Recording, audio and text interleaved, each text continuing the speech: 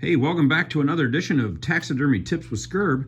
I'm Skirb, and what we have here is a beautiful speck from North Dakota. So there is one issue I want everybody to be aware of. If you're going to do waterfowl taxidermy, you have to be aware of this. Now, this wing is broken. Actually, they're both broken, which is fine. Pretty easy to rebuild bones. It's not a problem. But what I found is that that bone right there was sticking through the skin. And then this little fragment was there, and what it did is it removed some feathers and cut into the side just from it being folded up. So be aware of that. Try to put those back under the skin, and if there's any pieces or debris, you can always just throw those away. Now, the biggest issue here is the amount of blood that is on this bird, okay?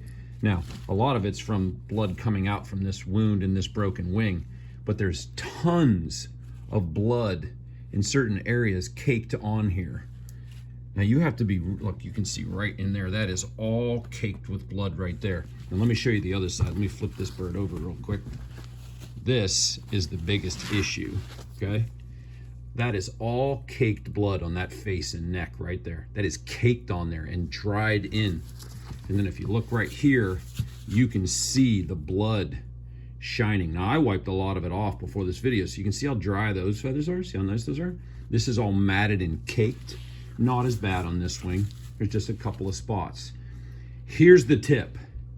If you have a lot of blood on your bird, you have to know that these wings, they shed water. So if you take a paper towel, and I always carry a small hand towel in my field bag, if you're going to do taxidermy before this bird is packaged, just take a paper towel or a towel and just wipe off as much blood as you can all over the bird before you put it in the bag and drop it in the freezer.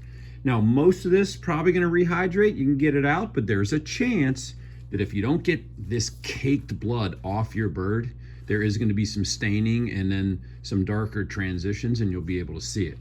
So remember, the quality of your mount depends on how you take care of it in the field.